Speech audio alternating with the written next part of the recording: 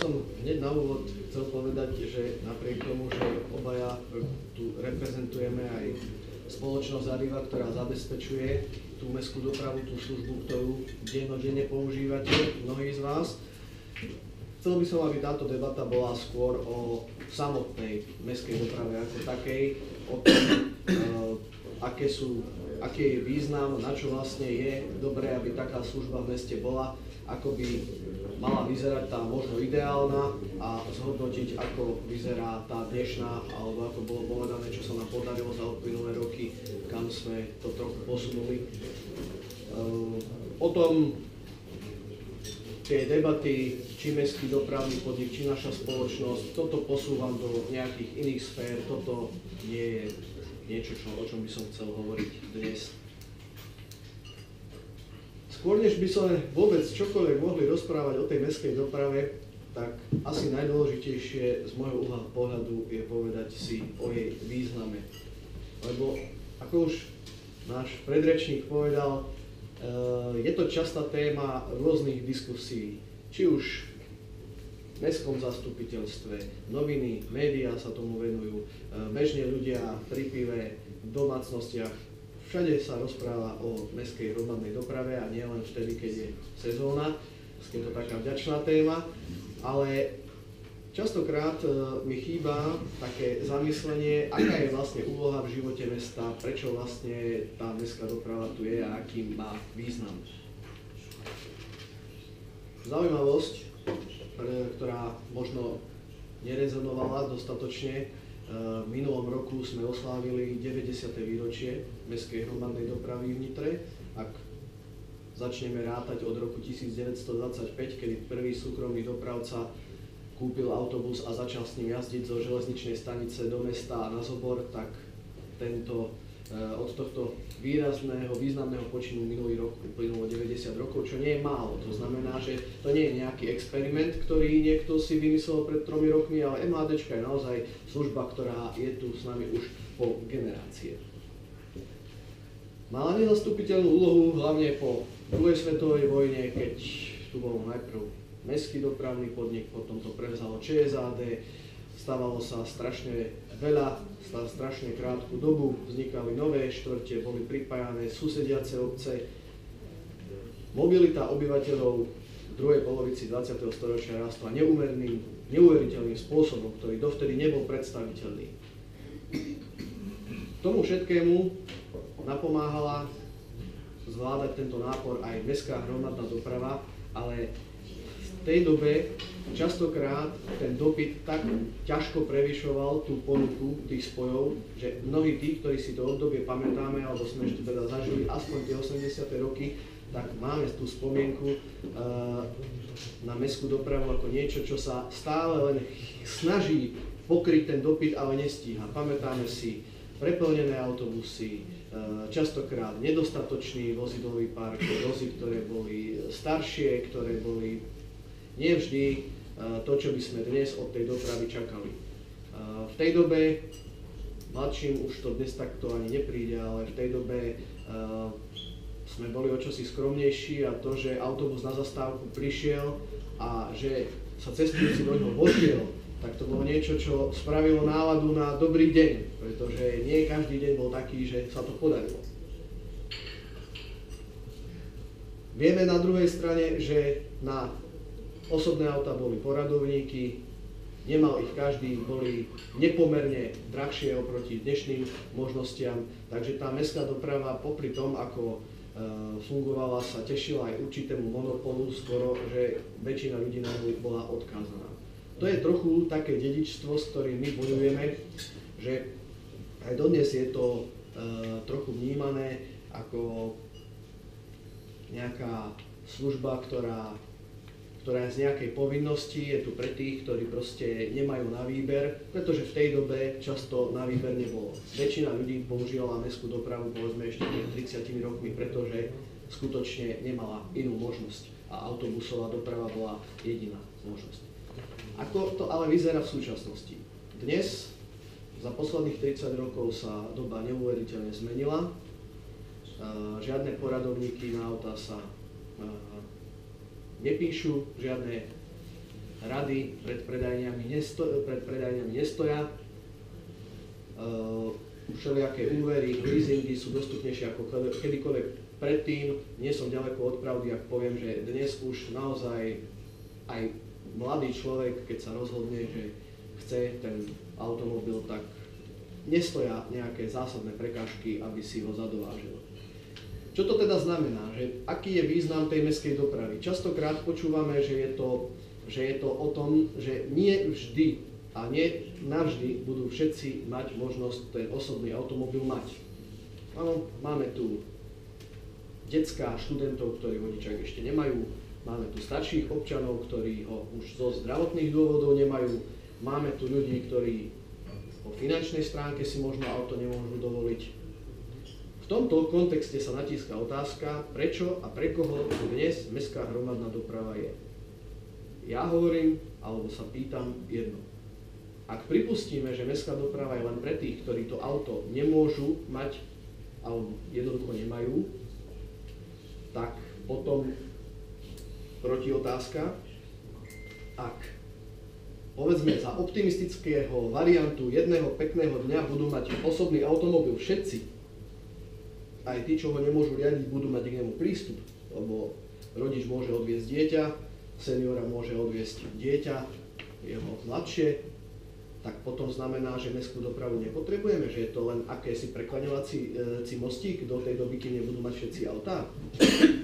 No, zdá sa, že to nebude tak, pretože 30 rokov prešlo, aut tu máme podstatne viac a vidíme, že ešte o tie autobusy je záujem a naopak s nebývalým nárastom motorizmu sú spojené nové problémy, ktoré nielen Nitra, ale ktorékoľvek iné slovenské mesto predtým nemalo.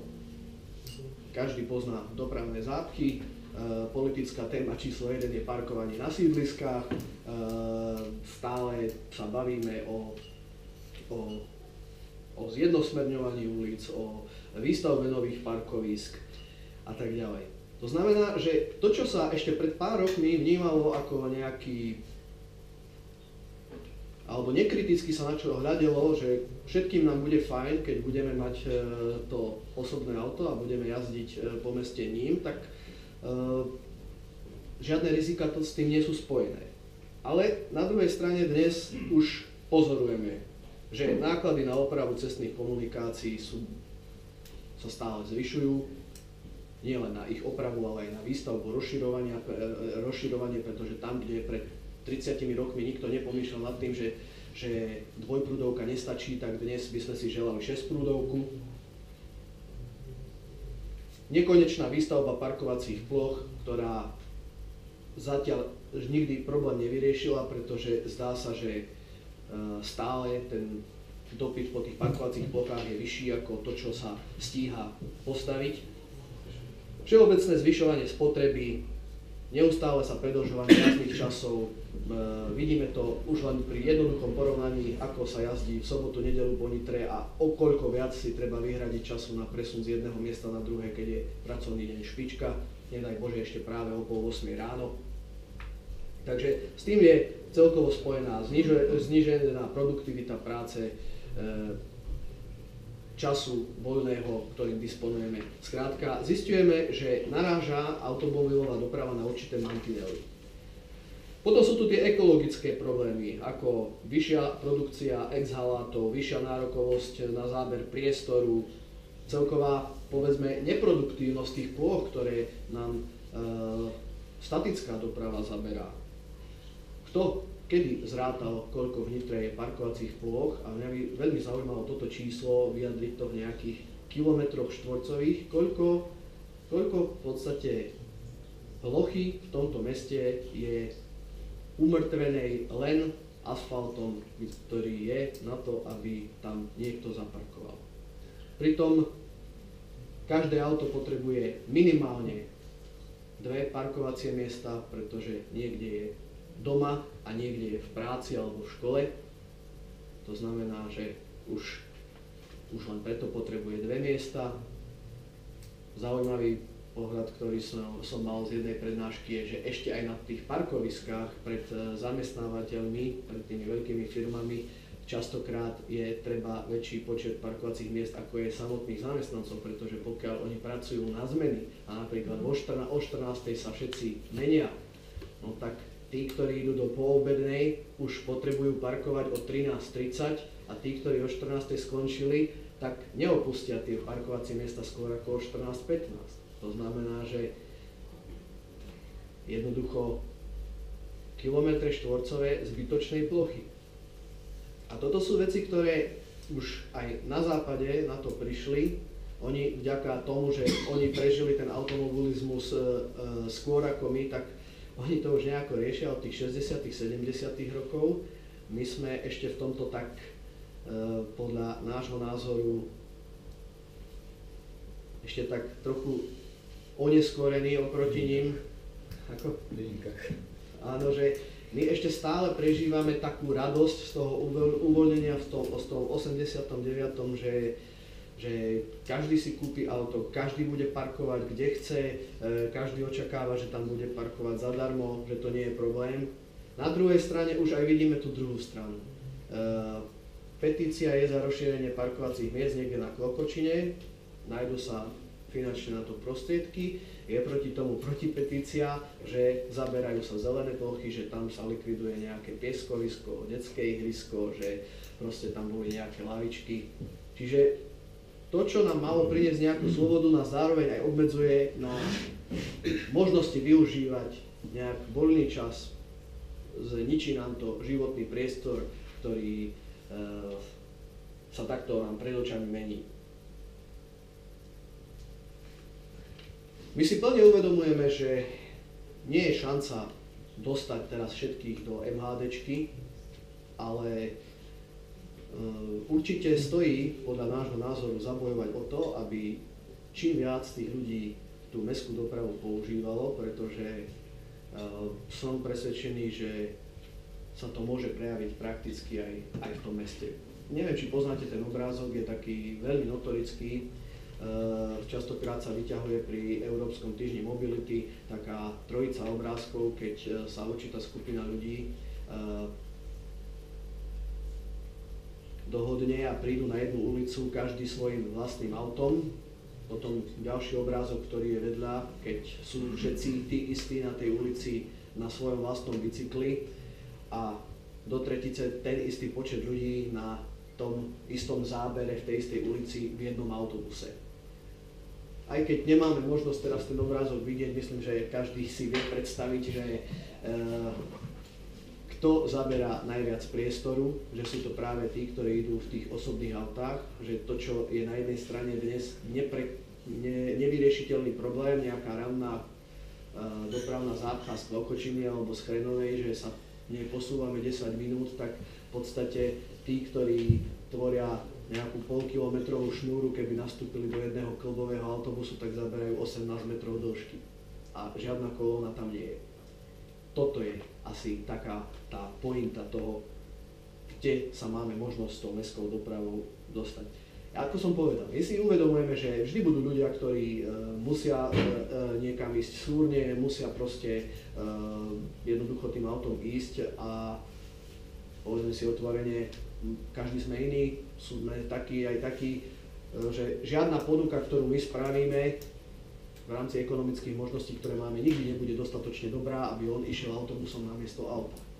Ale už len to, ak by sme otvorili diskusiu nielen dnes večer, ale všeobecne v tomto meste, ktorá by viedla ľudí aspoň uvažovať nad tým, kedy je vhodné ísť autom, alebo kedy je to nevyhnutné a kedy si celkom dobre viem vybaviť všetko to, čo mám dnes na pláne a stačí mi na to ísť autobusom, už to by mohlo znamenať určitý posun. Ja sa k tomu ešte asi dnes večer vrátim, ale určite častá debata je o frekvenciách, áno, že každý chce mať tú slobodu toho auta a proti tomu autobus ide raz za hodinu, ale napríklad z Klokočiny a z Chrenovej je najhorší interval v nedeľu, ako myslím, ten najslabší deň, kedy premávame v tom čase, kedy väčšina ľudí je aktívnych medzi 8 a 20 hodinou 10 minút. A potom je už ozaj niekedy zvláštne počúvať ľudí, ktorých poznám aj ja, nejakých susedov známych, ktorí teda v rámci typickej slovenskej nedeľnej turistiky nákupnej sa presúvajú nevyhnutne z Klokočiny, ja neviem, z Čajkovského ulice do Mlynov autom. A pritom pred domom stojí autobus, ktorý ide pred tie Mlyny každých 10 minút. Tam už naozaj, vtedy si dovolím tak, môžete ma opľuť, ale poviem, tam už ozaj nevidím celkom chybu v tej ponuke, že by bola nedostatočne atraktívna, ale tam už treba hľadať tie dôvody aj na tej druhej strane, že čo tým ľuďom bráni. Aké sú kritériá, ktoré by sme chceli mať, a aj keď sme denne konfrontovaní s tým, ako mestská doprava v Nitre vyzerá, lebo kúzelníci nie sme a verte, že snažíme sa to robiť najlepšie ako vieme, ale sme si vedomi, že je to v nejakom procese a ešte veľa víziev pred nami je, ale v zásade tie veci, ktoré sa ukazujú, čo moderný človek očakáva pri používaní nielen tejto služby, ale aj tej MHDčky, je jej dostupnosť, pretože keď to porovnávam s tou našou konkurenciou, ktorým je osobný automobil, tak ten stále zatiaľ väčšinou parkuje buď to priamo v dome alebo pred domom, nie treba k nemu kráčať nejakých 15 minút. Auto nemám k dispozícii raz za hodinu, ale je prakticky kedykoľvek, keď sa práve rozhodnem, tak je k dispozícii. Určitá jednoduchosť, že auto už väčšina ľudí ovládať vie, skutočne sadne, otočí kľúčikom, cesta sa začína, nemá potrebu niečo vybavovať. Povedzme si, koľko ešte stále je určitých problémov s mestskou dopravou, koľko ešte je tam nejakých byrokratických prekážok, všelijaké lístky, ako ich treba zháňať, kde kupovať, aké mince treba mať. Treba smerovať k jednoduchosti. Pohodlie je ďalšia diskutovaná téma. Znova, v aute nehrozí jazda postojačky, nehrozí nejaký nezdvorilý personál. To všetko je znova výzva na nás, ktorí to zabezpečujeme, aby sme sa týmito vecami zaoberali. No a v konečnom dôsledku rýchlosť. Aj keď žijeme v meste, nehovoríme teraz o preprave na nejaké obrovské vzdialenosti, ale aj tu je určitý prvok tej rýchlosti, kedy my častokrát možno z ekonomických dôvodov sa snažíme jedným autobusom vyniesť čo najviac. Áno, Dražovčania poznajú to, že keď idú domov, tak strpia zachádzku cez priemyselný park, ale keď idem autom, tak nikto ma nenúti a ani ma nedodúnti, aby som si svojvoľne spravil proste 4-kilometrovú zachádzku k Foxconu a naspäť, lebo tam niekto bude vystupovať. Ale od tých ľudí častokrát, ktorí v tej verejnej doprave sú, sme toto v minulosti žiadali a tiež zrejme to nebude celkom udržateľné. Keď som teraz na jednej strane ako keby nahrával tými kvalitnými výhodami tej individuálnej doprave, že máte pocit, že o čom on rozpráva, veď má ešte za 3 minúty presvedčiť, že naozaj najlepšie je to auto, aké všetky vlastnosti má, tak ja som presvedčený, že kvalitná MHDčka, teraz nejdem vás presvedčať, že či to, čo máme v Nitre, je kvalitná MHDčka, to môžeme k tomu dospieť v rámci diskusie, ale kvalitná MHDčka, skutočne som presvedčený, že po všetkých týchto veciach, ktoré som menoval, má možnosť konkurovať tomu osobnému automobilu a dokonca zo svojej podstaty vie ponúknuť ešte ďalšie benefity, ktoré ten osobný automobil nikdy nám neponúkne. To je práve tá úspora toho priestoru, ale aj čo sa týka pohodlia. Určité odbremenenie od niektorých povinností, ktoré sú spojené s užívaním auta. Nepotrebujem sa sústrediť na cestu, môžem skutočne počas jazdy beztrestne ťukať do mobilu, prečítať si nejaké správy, neriešim STKčky, nerozrušujem sa nad tým, kde práve merajú rýchlosť, jednoducho žiadne zákonné poistenie. A pritom ten autobus tiež chodí na STKčky, tiež proste má nejaké zákonné poistky, tiež každý večer tankuje, ale toto sú už na to ľudia, ktorí sú teda v tej Arrive alebo u ktoréhokoľvek iného dopravcu, ktorí sa o tieto veci starajú za vás.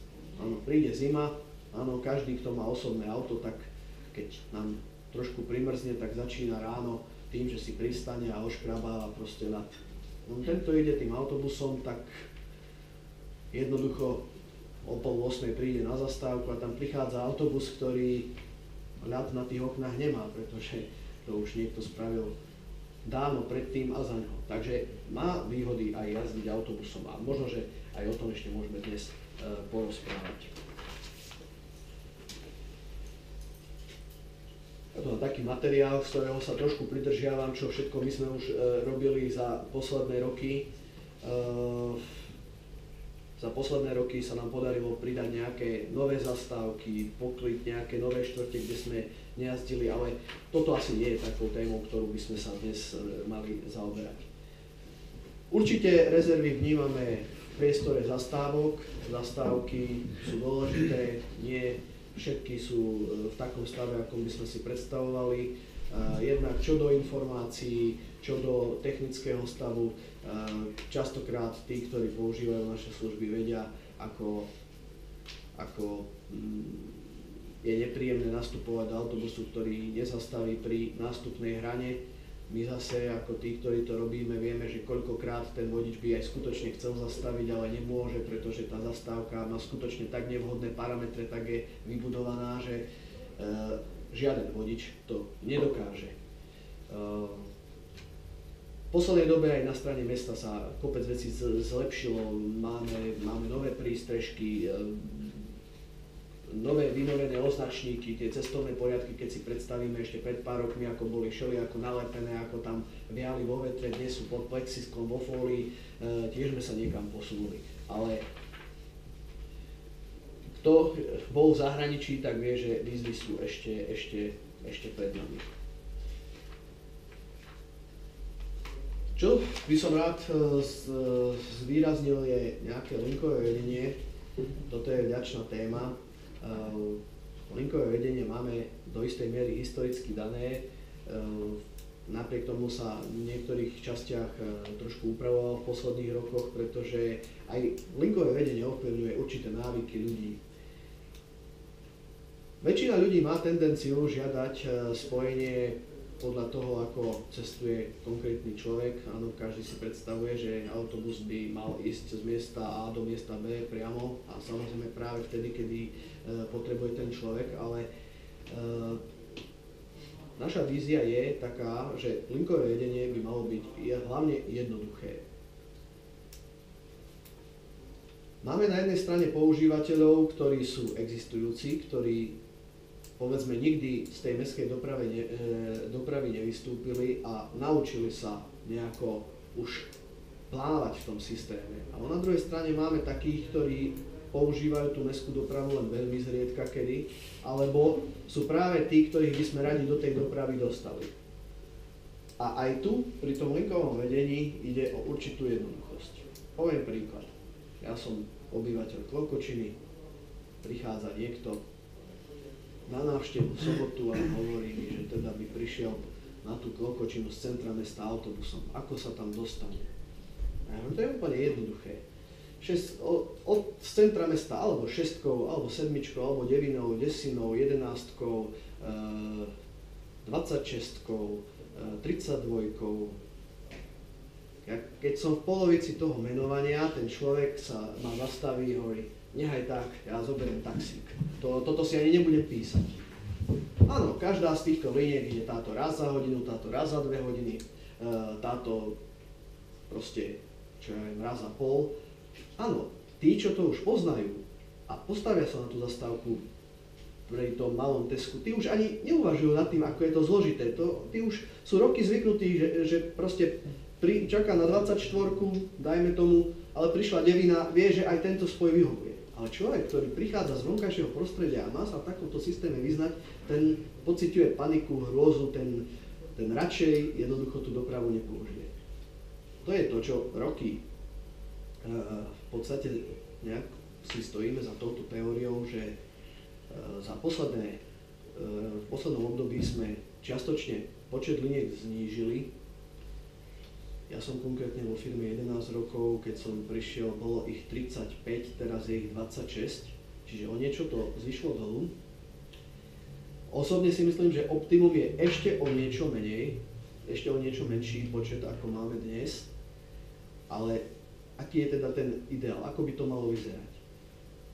Naša predstava je taká, že linka by mala byť skutočne niečo, čo je použiteľné. To znamená, má jasnú trasu, ide z bodu A do bodu B cez nejaké zastávky a má nejaký použiteľný interval, nejakú použiteľnú frekvenciu. Nie raz za hodinu. Na čo je mi priama linka? Táto ide priamo na Zobor, táto musí ísť priamo do Krškan, táto musí ísť priamo na Chrenovu, táto musí ísť priamo na Zobor, ten sa ešte vetví, tak ešte táto musí ísť teda po Kláštorskej, táto ešte musí ísť po Metodovej. Odšade všade priama linka, ale počet kilometrov je daný. Pretože tu by som vlastne vysvetlil, ako mestská doprava funguje. Mestská doprava zo svojej podstaty je služba, ktorá je spolufinancovaná objednávateľom. Pretože cestovné, ktoré my vyberáme, je regulované. To je naozaj pre tých, ktorí sú tu ako z laickej obce, nie všetci možno toto máte nejako prebádané.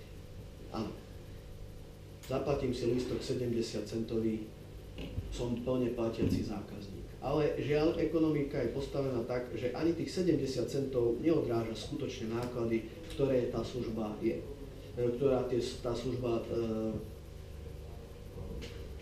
stojí reálne. Nehovoriac o tom, že koľký vlastne platia reálne tých 70 centov, lebo máme tu študentov, máme tu dôchodcov, máme tu občanov nad 70 rokov, zdravotne ťažko postihnutých, máme tu darcov krvi a ďalšie skupiny, ktoré majú rôzne zľavy, že neplatia ani tých 70 centov. To znamená, že pri prevádzkovaní mestskej dopravy vzniká určitý rozdiel medzi tým, aké my vyberieme tržby a tým, koľko tá služba reálne stála. A tento rozdiel nám uhrádza mesto, ktoré na jednej strane určuje tarify, určí, ktorých cestujúcich budeme za koľko prepravovať, zároveň nám určí cestovný poriadok, alebo lepšie pomenovanie bude konkrétne v nitrianskych podmienkach, že nám určí nejaký strop. Máme nejaký limit kilometrov, ktorý odjazdíme pre mesto každý rok. A rozdiel medzi týmito nákladmi a tržbami nám mesto uhrádza. To je tá čiastka, ktorú niekedy počúvame v novinách, keď sa teda na konci každého roka odsúhlasuje a niekedy tvorí nejaké emócie. To znamená, že ja sa teraz vrátim k tomu, o čom som hovoril pri tých linkách. Ten balík je určitý daný. A vieme to z jednoduchého hľadiska, keď mám jeden koláč a čím na viac častí ho budem deliť, tak tým každá tá čiastka bude menšia. To je matematika prvého stupňa základných škôl. Preto aj platí zásada jednoduchá, že čím viacej liniek budeme prevádzkovať s existujúcim objemom kilometrov, tak tým bude každá z tých liniek, poviem to jednoducho, nemožnejšia s dvojhodinovými, hodinovými a takými intervalmi. Preto je naša predstava, že liniek by malo ostať menej, ale tie zase by mali stáť za to. Veľmi úspešný projekt, ktorý sa podaril, je pred 4 rokmi, keď sme zaviedli koncept, alebo taký úvod do konceptu niekoľkých nosných liniek, 24 a 32.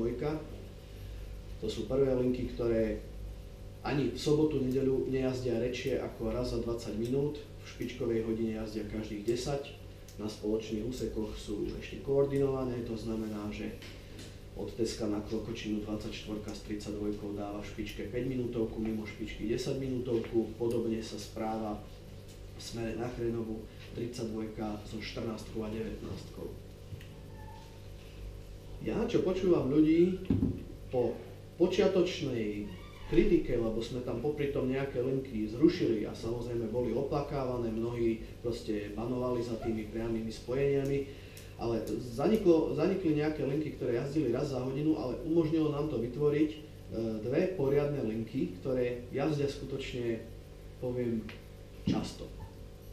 stretávam sa s ľuďmi, u ktorých by som nikdy predtým nečakal, že jazdia autobusom a zastavujú ma na ulici, že to je taká paráda, na tej 32 ja vôbec neriešim cestovný poriadok, keď ja chcem ísť z Chrenovej na Klokočinu, tak ja naozaj, kedy v tej práci proste zatvorím ten počítač, vtedy proste idem na tú zastávku a jednoducho čakám, pretože viem, že ona do niekoľkých minút príde.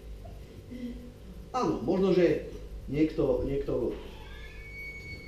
by preferoval spojenie niektorým iným smerom, menej frekventovaným, ale najviac ľudí cestuje, tak to som povedal, najsilnejší ťah v Nitre momentálne máme.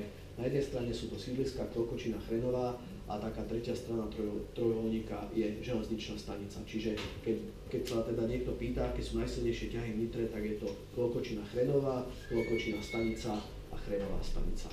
Tam sa pohybuje najviac ľudí. A preto naša filozofia je, že tam, kde ide najviac ľudí, je treba vytvoriť jednoduché linky, ktoré jazdia v týchto smeroch často a ostatné linky tomu, tak povediac, ustúpia. Ak by bolo kilometrov ešte viac a ďalšie linky by sme mohli zahusťovať, tak v podstate ani strata spojenia nie je nejaká tragédia. Poviem príklad.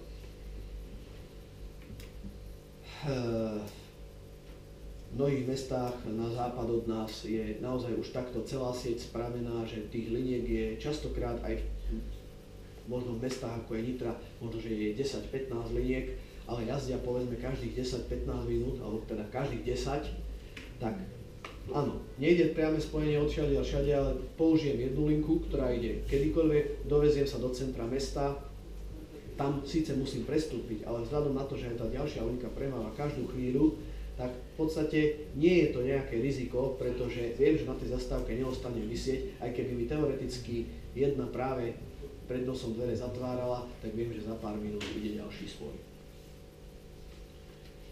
Takže okrem nejakého počtu liniek sme sa v minulosti snažili zavádzať. Od roku 2005 pracujeme s pojmom intervalová doprava. Neviem, či každému z vás hovorí niečo tento pojem. Je to v zásade doprava, kde sú rozostupy medzi jednotlivými spojmi linky rovnomerné. Čiže jednak na danej trase premávajú autobusy rovnomernejšie a zároveň to má aj ďalšie výhody priamo pre jednoduchosť, o ktorej som hovoril na začiatku, pre tých cestujúcich. Ako? Dávam taký malý príklad. Prečítam vám odchody linky 19 z Janíkoviec počas soboty, nedele v roku 2000, čiže pred 16 rokmi.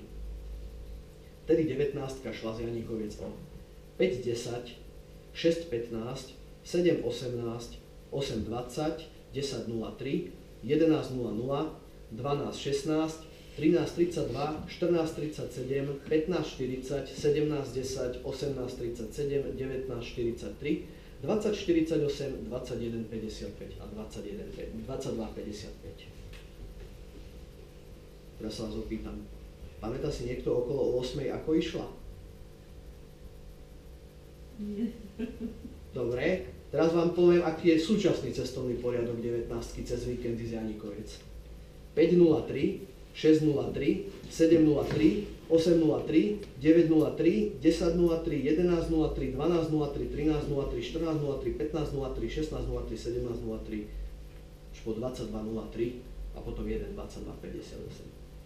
A keď sa teraz asi opýtam, keď by ste práve teda potrebovali vyraziť do mesta, tak ja myslím, že každý si pamätá, kedy to ide okolo 8. A ak nie o 8:03, tak ideme jednoducho tým ďalším o 9:03. Tiež na začiatku sme riešili určitú nedôveru, určitú kritiku. Nie toto je presne to, čo ľudia chcú. Proste na začiatku bol nejaký krik, že tu idú do kostola práve o tejto minúte, oni by potrebovali toto posunúť o 10 minút skôr, tamto o 5 minút neskôr. Nejako sa to ustálo, toto ostalo v tej praxi, väčšina liniek, aj keď samozrejme určité výnimky platia, nie je to stále dokonalé, ale ten proste nejaký režim je, tak má to praktickú výhodu pre tých cestujúcich.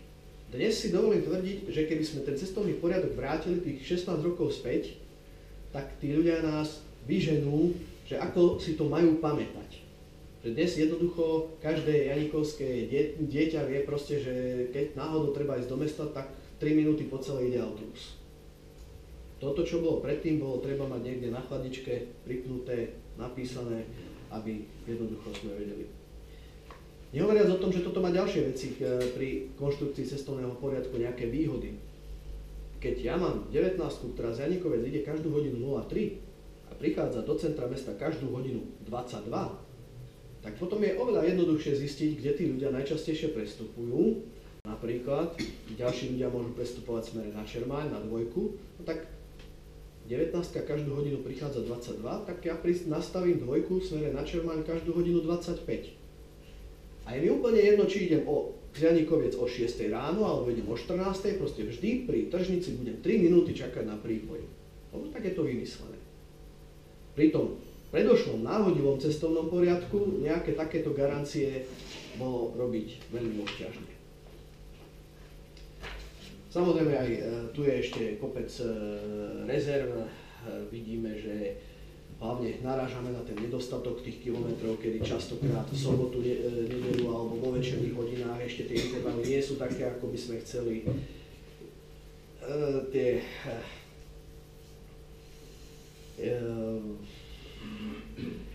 Niekde zase úpravou cestovných poriadkov by sa dali vylepšiť nadväznosti, ale je to zložitá vec, tam, ak bude o to záujem, poviem v diskusii.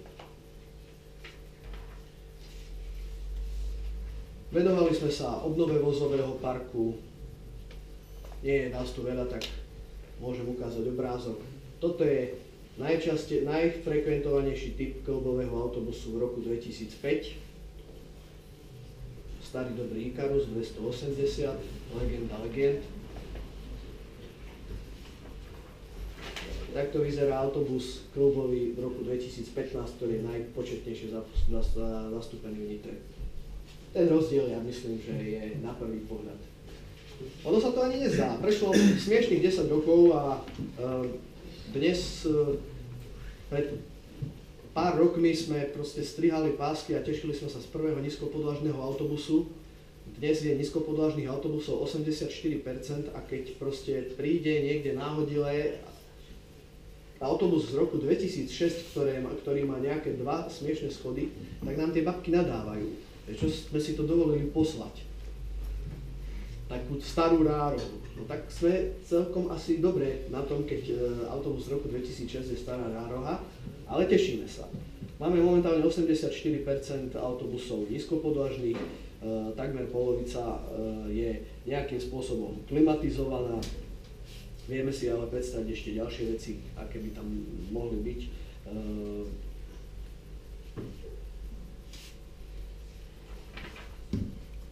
Konkrétne téma, ktorá často sa rozoberá, je preprava bicyklov alebo priestor pre kočíky. Tam tie autobusy, ktoré prevádzkujeme, zatiaľ sú také stiesnené.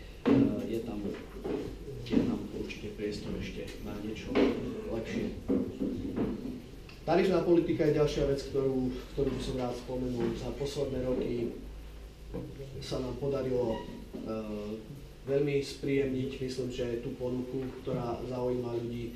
V roku 2002 to bolo, sa zrušili predplatné lístky v Nitre, čo je podľa mňa bol veľmi poľutovania hodný krok, kedy ľudia stratili možnosť za fixnú čiastku cestovať non-stop a donútili sme ich platiť za každú jednu cestu zvlášť. Ja som veľmi hrdý, že pracujem vo firme a že som obyvateľom mesta, ktoré ako prvé na Slovensku tento omyl napravilo. Bolo to v roku 2007, kedy sme mesačné, štvrťročné a ročné, neskôr polročné lístky znovu zaviedli. Tento trend sa ukázal byť správny, po nás to urobilo kopec ďalších miest na Slovensku, lebo ten trend dovtedy bol naozaj taký, že sa to skôr zrušilo a ten význam je úplne jednoznačný. My sa snažíme ľudí učiť, aby nepočítali cesty.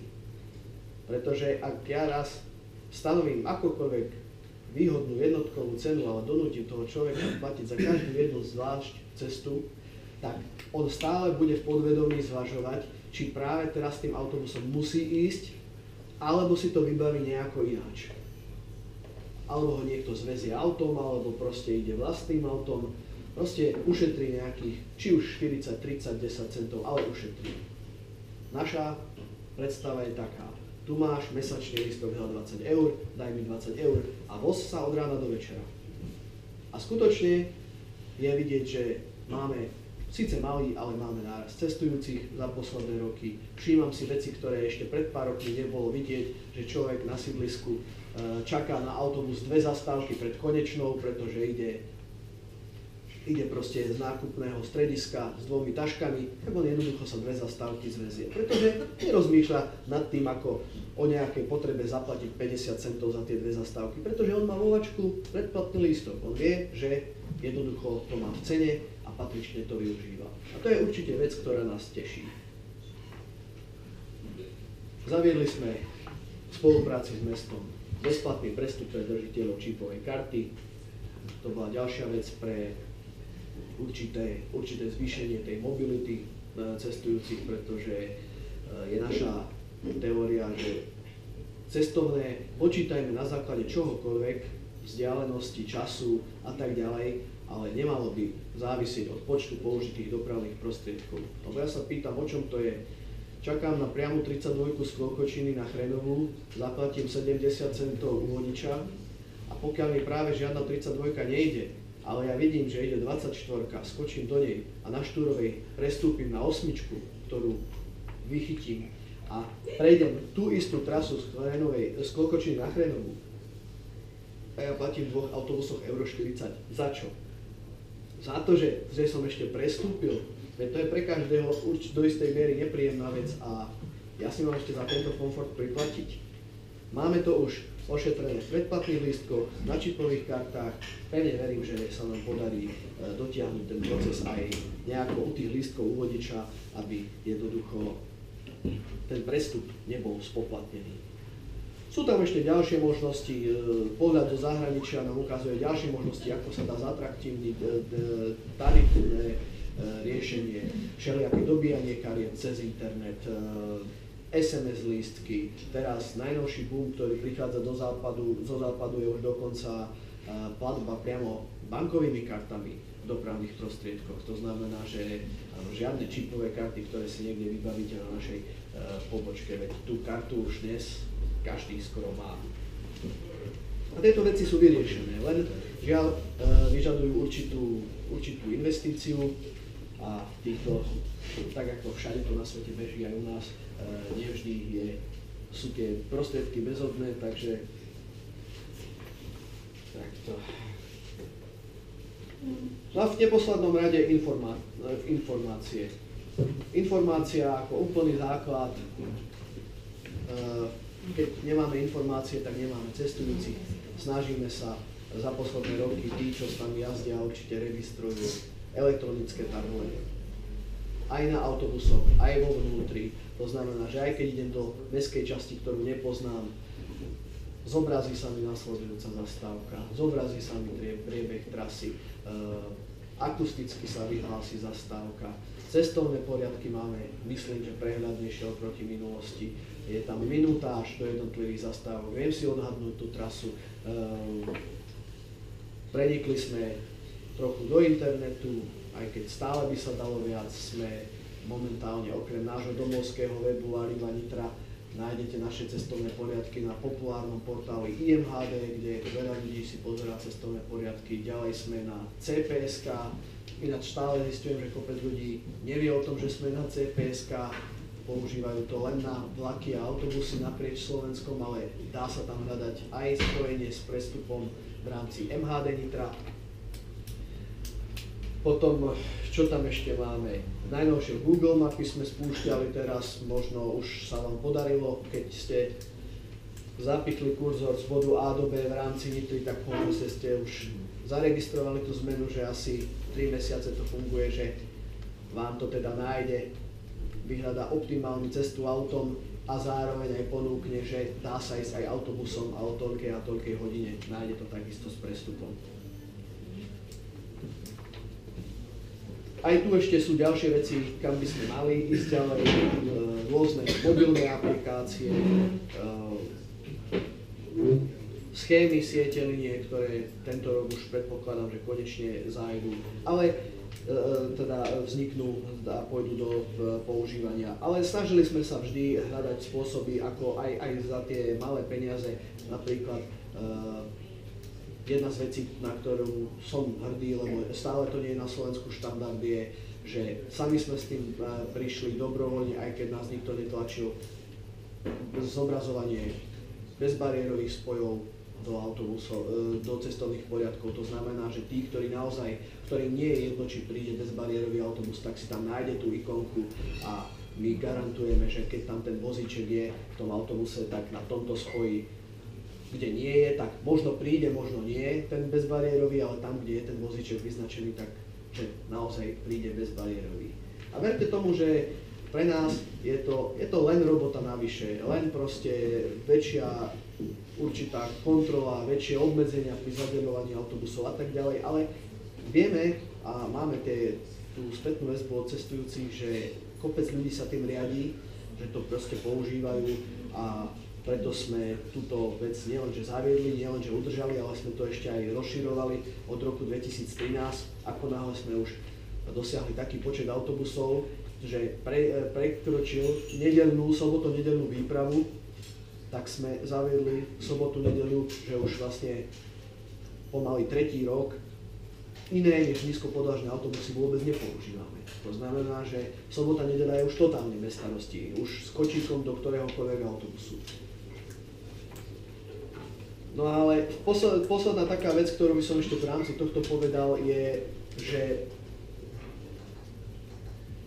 v tej bitke o ten priestor na tej ulici bude ešte rozhodujúce aj postavenie mestskej dopravy voči ostatným účastníkom, pretože jedna z vecí, kde sme totálne v plienkach ešte v Nitre, je preferencia mestskej dopravy. Že všetko, čo jazdíme, tak zdieľame jazdné pruhy so všetkými ostatnými účastníkmi cestnej premávky a znamená to, že nemáme nejakú prioritu, ktorá by mohla byť ďalším plusovým bodom preto, aby tí ľudia používali mestskú dopravu.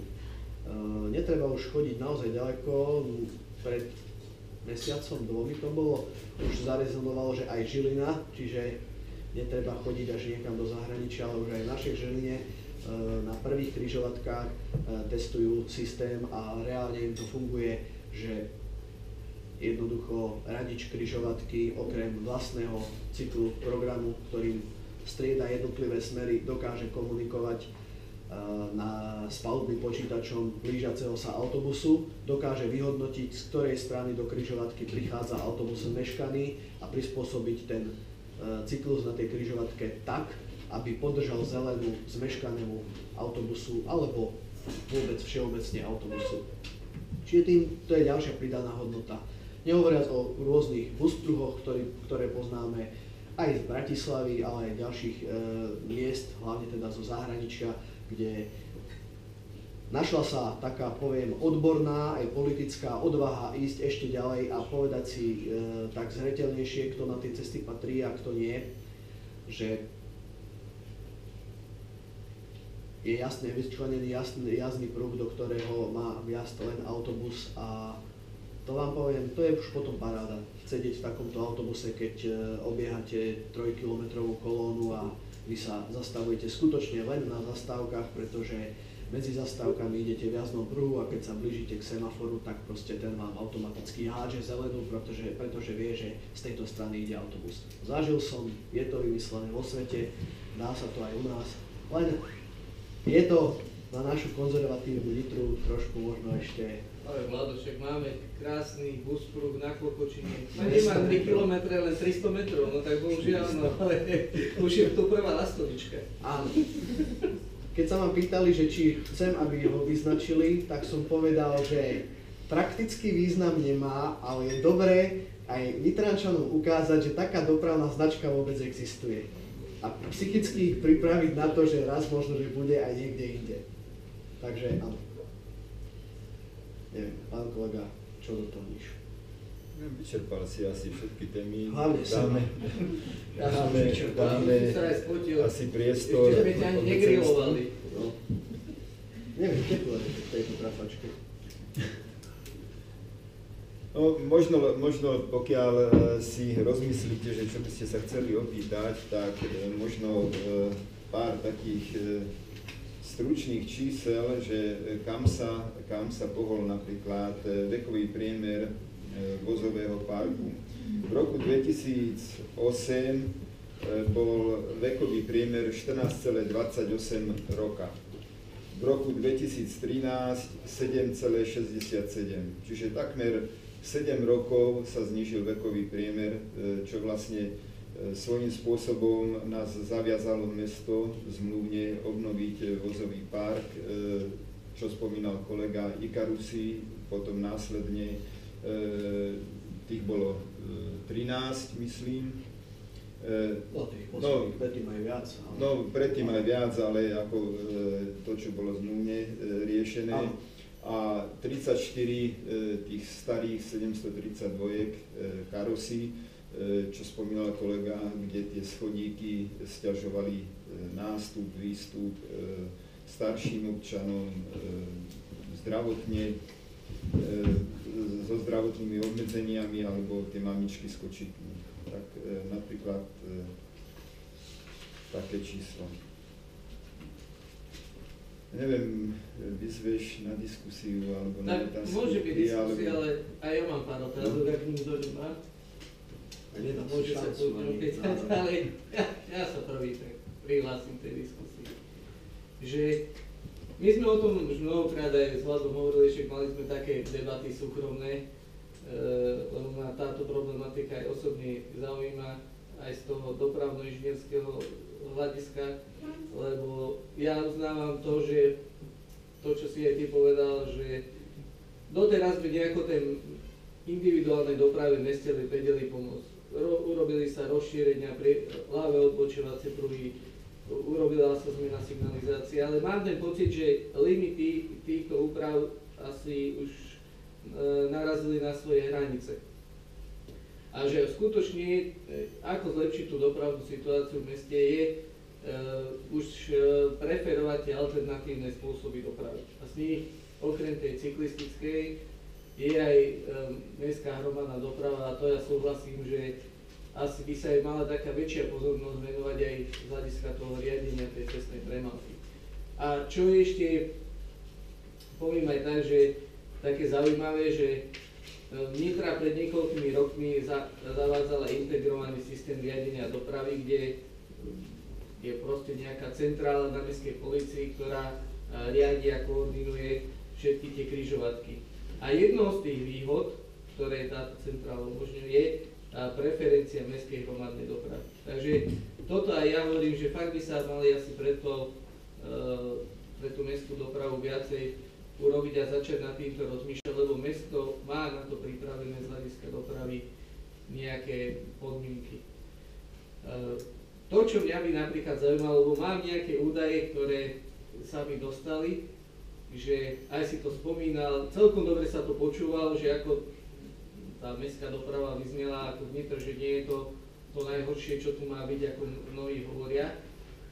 Sú aj čísla o tom, ktoré hovoria. Jednou vetou, no. asi pod to by som sa aj ja podpísal. Keď mám zhodnotiť to, čo máme v Nitre, porovnávam so zvyškom republiky, netvrdím, že eňo ňuňo, ale nie je sa za čo hanbiť. V zásade nie je to žiadna hanba.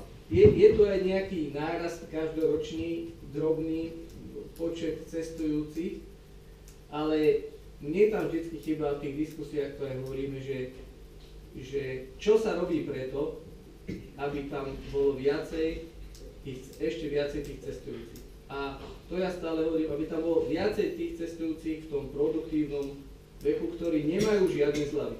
Lebo ľahko je tam dostať ľudí, ktorí nejaké zľavy majú, lebo už tá zľava je pre nich tá základná výhoda. Ale to sa pýtam, čo máte v pláne, alebo čo ste robili, aby sa tam tých cestujúcich viacej dostalo? Toto je taká jedna otázka napríklad. A druhá vec je ešte, poviem to v takom balíku možno tých otázok a potom nechám na vás tie odpovede, že aj preto zatraktívnenie, že čo tomu bráni, lebo si povedal, že napríklad pre mňa, že keď ide človek do toho mesta a si mu povedal, koľko liniek je tá možnosti teda sa dostať.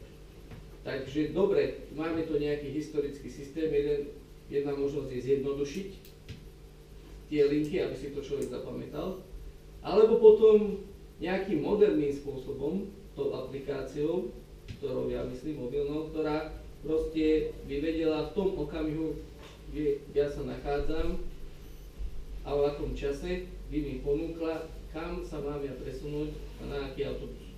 Čo tomu bráni, aby niečo takéto bolo vnitre? Lebo myslím si, že je to otázka jednak softverová, ale aj možno iných vecí. Takže prvá otázka je, že ako sa tak predať tieto výhody, čo sa preto robí, a že či sa napríklad ráta s tou aplikáciou, či sa ráta so zavedením nočných spojov, lebo to vnitre bolo v minulosti, tak si dobre pamätám, bolo, či nebolo? Nebolo, tak to si asi pamätám zo Žiliny, keď som študoval, tak tam bolo, to sme sa o tom narodili. Aj je, a napríklad vnitre to nie je, že možno, či sa nad týmto neuvažuje. Takže chodil z Nosnej autobus v noci. Ale to bola súkromná akcia, nebolo to ako oficiálna mestská doprava, ale tam bolo tuším bezplatné cestovné a tam boli nejaké reklamné spoty v tom autobuse. A možno ešte aj to, čo si ty spomenul, že napríklad som čítal, že v Žiline alebo kde tiež majú ten SMS listov, že či sa niečo takéto u nás nechystá. Dobre, asi už začnem, lebo som rozmýšľal, či si začnem písať tie otázky a hovorím si, si zapamätám, ale už si prestávam. 3 otázky. Dobre. Minule sme sa o tom rozprávali aj my, zhodou okolností uvediem aj ostatných do toho. Áno, je to veľmi dobrá pripomienka, lebo často keď sa rozprávame o tej výške straty, ktorá proste vzniká pri prevádzkovaní tej mestskej dopravy, ktorá teda je vždy určitou aj politickou témou a tak ďalej, tak sa vždy hovorí, že na to, aby bola nižšia, sú potrebné dve veci. Buď by malo byť cestovné vyššie, tým pádom by sa trošku znížila tá strata, alebo naopak treba pristrihnúť spoje, to znamená zredukovať tú ponuku, takto by bola strata nižšia, alebo, ako minule si ty veľmi dobre povedal, alebo do existujúcich spojov pri existujúcej tarife dostať viacej ľudí. Áno, keby proste od zajtra oveľa viacej ľudí začalo cestovať tou mestskou dopravou, tak nehovorím, že v špičke sa nenájdu spoje, ktoré sú už aj dnes na hranici tej kapacity, ale nie je celý deň len o špičke a prerážnu väčšinu dňa si myslím, že tá kapacita tam je dostatočná. Vieme privítať ďalších ľudí, ktorí by nám vedeli priniesť ďalšie tržby a tým pádom znížiť tú stratu. Toto beriem ako kritiku do vlastných radov, lebo ja stotožňujem sa s tým, že aké sú dnes možnosti robiť marketing a propagovať verejnú dopravu, určite sme nesiahli po všetkých možnostiach. Zrejme by tam mal byť nejaký naozaj seriózny plán, urobiť to aj po profesnej stránke nejako správne, mať tam nejakú stratégiu, ako tých ľudí motivovať k tej verejnej doprave, lebo stojím si za tým, čo som povedal, že existuje určitý segment ľudí, ktorí možno by vedeli ísť do tej verejnej dopravy v čase napríklad nepracovných dňoch, keď sa tam neponáhľajú, keď nie sú tlačení nejakými termínmi, že do zamestnania musím sa dostaviť o tej a tej hodine. Ale dajme tomu, nevedia o tom, že tá doprava tak funguje. Ja sa často stretávam s ľuďmi, ktorí sa čestne priznávajú, že dnes sú, ja neviem, 40-tnici a naposledy s MHDčkou cestovali ešte ako študenti, vyše 20 rokov v nej neboli a oni si ju skutočne predstavujú, že dnes jazdí tak, ako jazdila pred 20 rokmi. Mal som možnosť sa rozprávať s jednou pani, ktorá bola úplne šokovaná, že po nastúpení do autobusu sa ozvalo, aká nasleduje zastávka. Ona bola dodnes presvedčená, že to je len v pražskom metre možné a nie v našej Nitre. Ale my sme naozaj urobili krok ďalej. Myslím si, že dnes už tá MHDčka nie je žiadna taká hrôza ako takto, aby sme si rozumeli. Ja nechcem znevážiť svojich nejakých predchodcov, ale jednoducho doba ide ďalej, aj my sme niekde ďalej. Berie trošku späť po tej hrôze, aby ma niekto nenapadol. Tí, čo tak dlhšie pracujú. Áno, aby ma nenapadlo, že jasné, pred ním bola hrôza a on tu zaviedol. Nie. Ale sme jednoducho niekde ďalej a máme sa čím pochváliť. A pripúšťam, že sú ľudia, ktorí proste možno nevedia, ktorých možno nejako vyburcovať k tomu. Jedna z akcií, ktorá sa mne veľmi páčila, ktorú sme spravili, okrem 2 dní otvorených dverí, kde mnohé jednak decká pritiahli rodičov, ale čo si budeme klamať, aj tí dospelí sa prišli so záujmom pozrieť a mali sme veľkú návštevnosť. Koľko tam bolo ľudí? Naposled okolo 3000. No. Keď 3000 ľudí sa príde len takto pozrieť, tak to je niečo úžasné, ale teraz to bolo, neviem v ktorom roku, či to bolo v 14. alebo 13. to naozaj teraz si nepamätám, možno, že si vy pamätáte lepšie. Sme mali jednu veľmi dobrú akciu, ku ktorej by som sa veľmi rád v spolupráci s mestom vrátil ešte tento rok, kedy sme počas toho týždňa mobility počúvame, že rôzne mestá skúšajú na vodičák jazdiť zdarma a tak ďalej, ale ja skôr mám pocit, že to len reálne pripravilo mesto o tržby, než aby nejakých ľudí dostalo reálne, ale my sme spravili pred 2 rokmi, že sme zaviedli počas toho týždňa polovičné ceny na 24-hodinových a týždenných lístkov, čo sú akurát práve tá kategória lístkov, ktorá sú taká, poviem, ideálna na testovanie tej služby. Tak určite len tak zo srandy si nekúpim polročný lístok, teraz za 90 € a dám im šancu, ale počujem to v rádiu, týždenný lístok teraz ponúkajú nie za 8, ale za 4 €. No, nepotrebujem čipovú kartu, nepotrebujem ísť nikde nič vybavovať, fakt len do prvého autobusu nastúpim, dám mu 4 € a on mi hneď otrhne týždenný lístok. Verte či neverte, vtedy fakt sa nám brutálne zvýšil výtoč tých lístkov u tých vodičov a aj to je zaujímavý efekt z tejto jednej malej nenápadnej akcie, že keď som si pozeral nejaké štatistiky predaja tých 24-hodinových a týždenných lístkov predtým a potom, tak aj keď samozrejme, keď sa vrátili do tej pôvodnej ceny, tá vlna toho záujmu sa zmiernila, ale tie lístky sa už nikdy nevrátili do toho počtu predaných kusov ako predtým. To znamená, že ostal tam určitý trvalý efekt, že našla sa nová skupina ľudí, ktorí tie lístky začali používať a začali ich používať pravdepodobne vďaka tejto kampani. Takže niečo sme už robili, ale súhlasím, že je ešte veľa pred nami. Aká bola druhá otázka? No, jak to vám u vás vyzerá s tou aplikáciou, s cestovným poriadkom elektronickým, ktorý by bol v nejakej mobilnej aplikácii a s SMS-kom? A ešte štvrtá nočná doprava. A ešte štvrtá nočná doprava. Odbijem tretiu, štvrtú otázku, veľmi rýchlo. SMS lístky, aj nočná doprava, jedno aj druhé je možné, plne v kompetencii mesta, ktoré nám diktuje alebo schvaľuje ceník a schvaľuje nám takisto cestovný poriadok. Netajím, hádam, tuto môžem povedať, že párkrát už to bola určitá téma, pár rokov dozadu, že boli sme vyzvaní, že možno bude nočná doprava, rýchlo spravte návrh. Ten návrh bol predložený, doteraz leží v šuflíku. Ak je záujem, ak niekto povie áno, zaplatíme to, poďme. Ja sa len opýtam kedy, od 1. apríla? Dobre, poďme, ideme. Nie je to problém technický, je to len možno nejaký taký zatiaľ taký nedostatok odvahy, že niekedy bojujeme s tými financiami a niektorí sa pýtajú, že či musíme jazdiť tak často vôbec pracovný deň a nie vždy nás nabádajú k tomu, aby sme ešte teda začali s experimentmi kdesi v noci. Ale možné to je. SMS lístok je záležitosťou takisto mesta. Sú určité informácie, že tie rokovania v minulosti boli, potom boli prerušené, teraz viem, že znova nejaký proces existuje, neviem ja zo svojej pozície predvídať, ako skončí, ale tá téma viem, že je znova živá.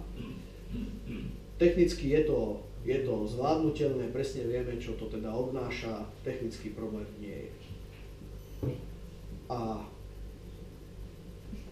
čo bola to druhá otázka? Áno, aplikácia, tam je trochu problém, tam samozrejme aplikácia, tam už treba trochu investovať, lebo máme určité aplikácie, možno, že niektorí z vás aj používajú, sú také samorosty, že máme nadšencov, ktorí sami vo voľnom čase nejaké aplikácie spravili, ale žiaľ zatiaľ vždy len z pochopiteľných dôvodov, ktoré o chvíľu vysvetlím, len na offline dátach, pretože to znamená, že som niekde na ulici, bez toho, aby som sa pripájal na internet, si v tej appke proste pozrieť najbližší autobus, ktorý by podľa cestiaku mal z tej danej zastávky odchádzať. Také veci už dnes v tých bežných obchodoch tých aplikácií sú. Čo nám chýba zatiaľ, kde ako z nášho technického vybavenia, čo mňa osobne veľmi mrzí, kde už začíname zaostávať aj za inými mestami na Slovensku, že naše dáta, ktoré máme v palubných počítačoch, sa nie sú schopné zatiaľ prenášať online.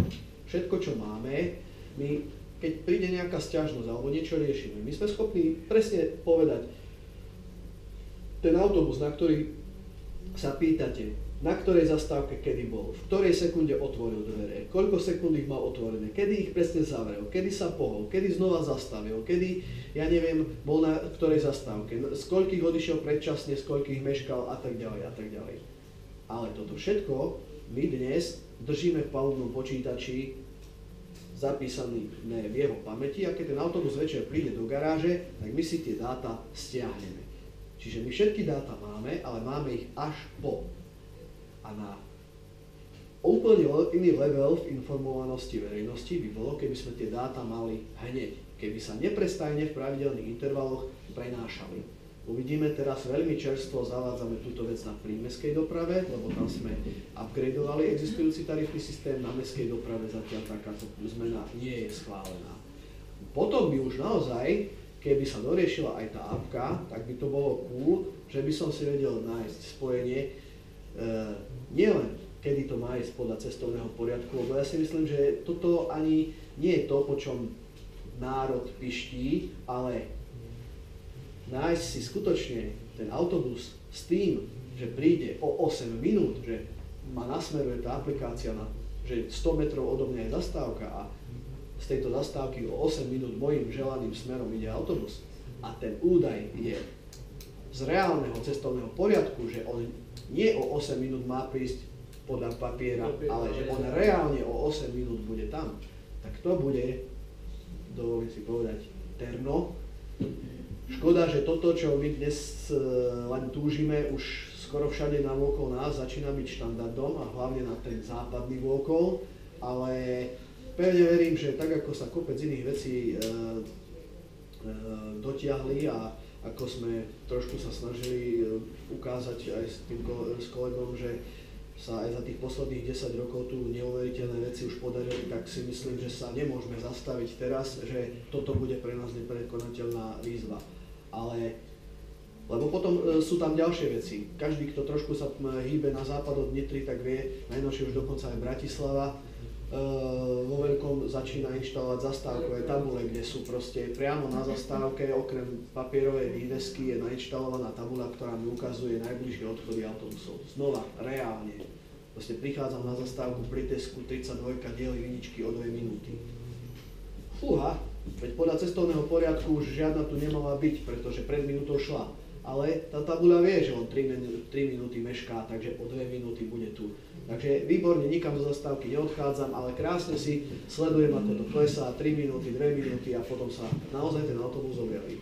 To všetko už je dnes vymyslené a už Máme toľko techniky v tej autobusovej doprave, už dnes nainštalované, čo tam všetko, koľko krabičiek je, to by naši technici vedeli rozprávať, čo všetko tam je už nainštalované, že ozaj nechýba veľa a ešte k tomuto sa dostať, potom to otvoriť aj k týmto veciam, na ktoré sa pýtal. Ja ešte doplním kolegu, s týmto súvisí teda s výmenou tarifného systému, ktorý už má svoje za sebou. No, až 14 rokov. Súvisí napríklad internetové dobíjanie čipových kariet alebo platba bankomatovou kartou. Všetko je to o tom aktívnom prenose dát, alebo teda online prenose a o ďalších krokoch. Čiže modernizácia tarifného systému nás trošku drží v tej situácii patovej, ktorej teraz... To sa zdá, ako keby sme došli na nejaké úplne hraničné možnosti toho, čo dnes máme a bez tohto kroku sa nevieme posunúť nikam ďalej. Prečo to nie je? Prečo to nie je? Je to investícia.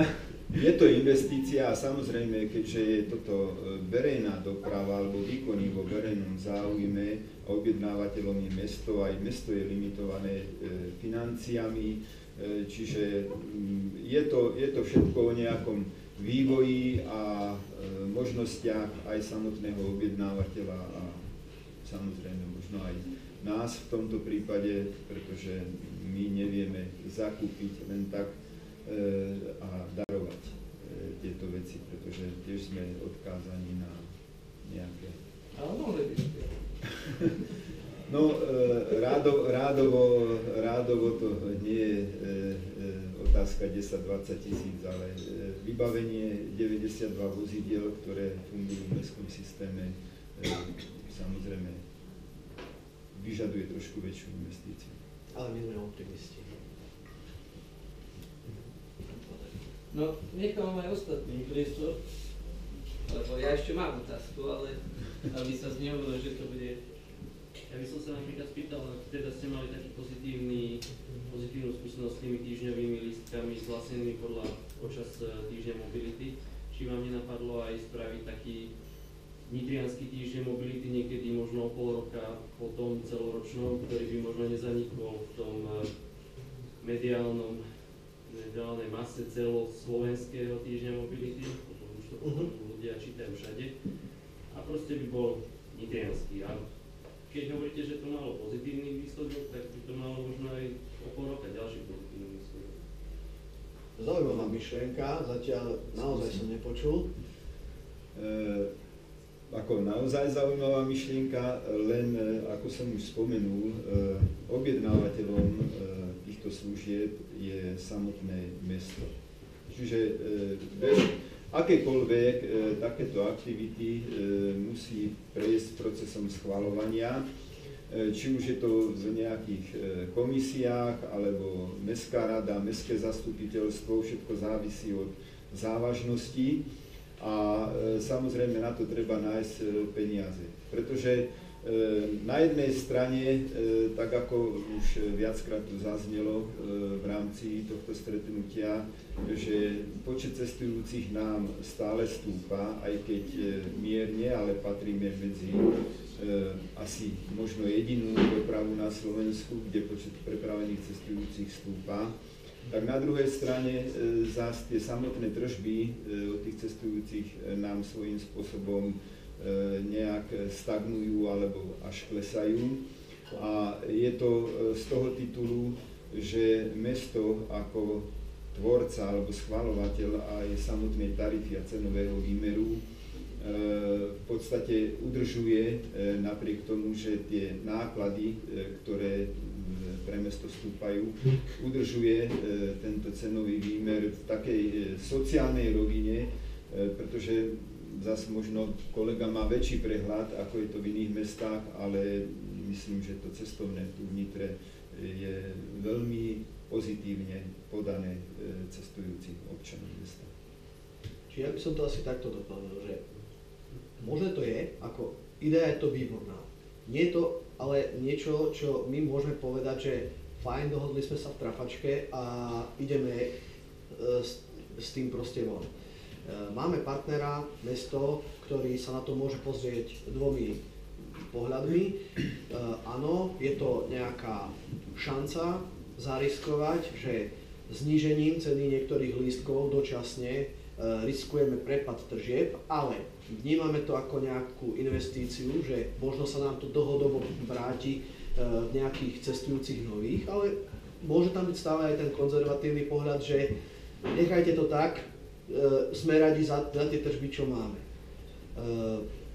Je to inšpiratívna myšlienka, vrátiť sa k nej môžete ju vy takisto samozrejme mestu navrhnúť ako občan, my takisto ako ten dopravca, ale nie je to niečo, čo vám môžem z tejto stoličky slúbiť, že áno, ideme do toho, lebo potrebujem na to súhlas. Ja niekedy hovorím zo žartu, že raz keď ma omrzí mestská doprava alebo verejná, tak hovorím, chcem si potom vyskúšať nejaký biznis, taký fakt tvrdú komerciu, kde nezarobím, tak skrachujem, lebo túto v tej mestskej doprave to je také, ja hovorím, to je také ako niekedy nesvojprávne, že my, viete, chceme posunúť autobus o 5 minút, musíme dať žiadosť na mesto. Môžeme posunúť o 5 minút, čakáme, pečiatka. Dobre, môžeme posunúť o 5 minút. Chceli by sme, ja neviem, toto a toto upraviť, túto cenu. Môžeme, nemôžeme, čakáme, nie, nemôžeme. Čiže ono je to také, že trochu niekedy ťažkopádne, ja to vysvetľujem takto, aby sme si teraz rozumeli. To nie je nejako, že voči mestu alebo to, lebo všade tak funguje verejná doprava, na celom svete. Len vysvetľujem možno ako taký laický pohľad, že nie je to také ten systém vzhľadom na to, že sú do toho zapojené verejné financie, že nie je to také pružné, že sa ja povedzme ako podnikateľ rozhodnem, že v nedeľu mám nápad a v stredu ho realizujem. Proste je to spojené s nejakým procesom, ktorý keď sa vybehá, môže to dopadnúť kladne a niekedy by ste boli prekvapení, že niektoré veci, čo sme v roku 2015 vymysleli alebo zariadili, tak len my vieme, že sa to riešilo od roku 2013. 3 roky dopredu. Áno, že? 3 roky dopredu. Ja som sa chcel ešte opýtať. Ale nápad je to dobrý. Že či ste neuvažili, lebo teraz je tu taká vec, že vlastne ste sa stali znova pokračovateľom tej licencie aj na prímestskú dopravu. A ako to stojí u vás, alebo celkovo, viem, že integrátorom nie je súkromná firma, to je asi ľudská v tomto prípade, ale ako to stojí, lebo to je ďalšia možnosť, ako tie náklady nejakým spôsobom optimalizovať aj na jednej doprave, kde by sa zaviedla integrovaná doprava. Teraz viem, že sa to zaviedlo v Bratislave a tuto sa moc o tom nehovorí, že ako to je u nás, či máte... Ja len asi tak stručne.